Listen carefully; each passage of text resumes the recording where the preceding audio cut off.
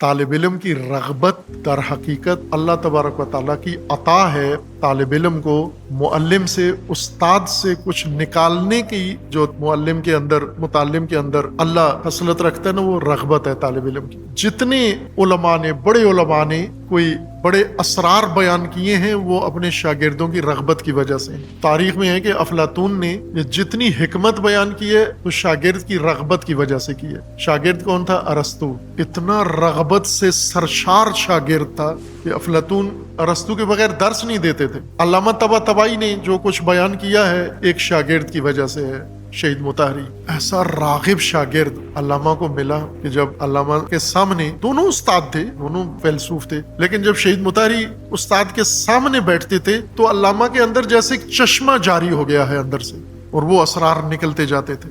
لیکن جن بزرگوں کو یہ نعمت نہیں وصول ہوئی، انہوں نے کیا کام، لیکن ظاہر ہے اگر رغبت والے شاگرد ملتے تو بہت کچھ اللہ ان کی زبانوں پہ جاری کر دیتا۔